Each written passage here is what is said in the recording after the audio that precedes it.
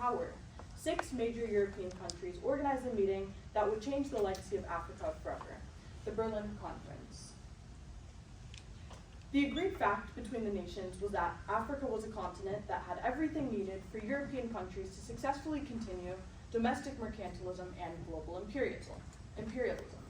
Valuable mineral resources, labor through inferior men, and land.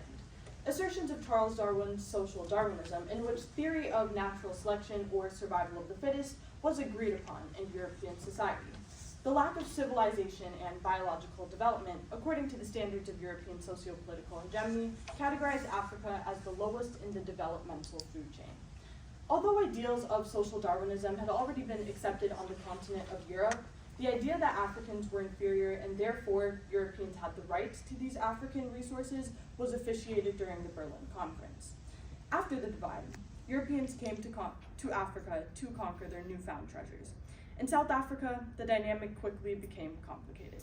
When Western Europeans with Dutch, German, and French ancestry who settled in South Africa in the mid-17th century, called the Boers or Afrikaners, claimed their rights to South African land and political supremacy.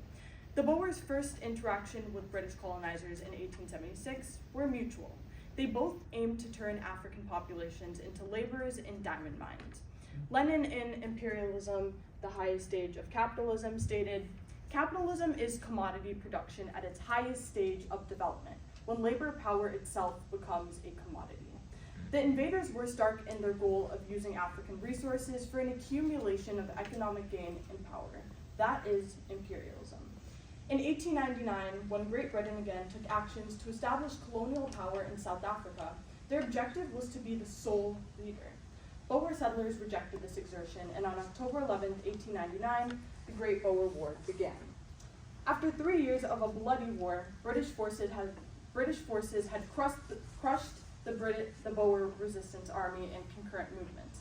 The British were quick in their establishment of socio-political and economic hegemony. For the coming 3 decades, schools were anglicized, and businesses and white-collar jobs were extended to the British settlers and some Boers, but never Africans and other immigrants. At this time, a plethora of policies and laws were passed to set a standard of white supremacy.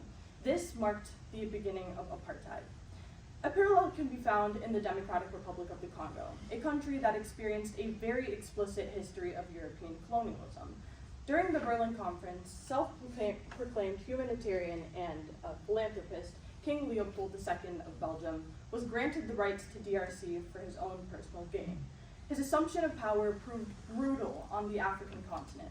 Millions of Congolese were subjected to free labor for the production of rubber. King Leopold proved mercenary as he confronted resistance with the mutilation and murder of his Congolese subjects. According to Adam Hochschild in King Leopold's Ghost, a story of greed, terror, and heroism in colonial Africa, with the population loss estimated at 10 million people, what happened in the Congo could reasonably be called the most murderous part of the European scramble for Africa. Upon discovery of Leopold's brutal imperialistic leadership in the DRC, the government of Belgium seized ownership of the state and promised a new horizon of ethical colonial leadership. However, this notion was far-fetched.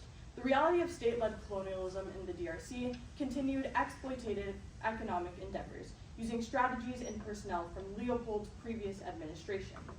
Only using the word colonialism, which previously held societal symbols of internationalism, to describe the agenda of Belgium was heavily misleading globally.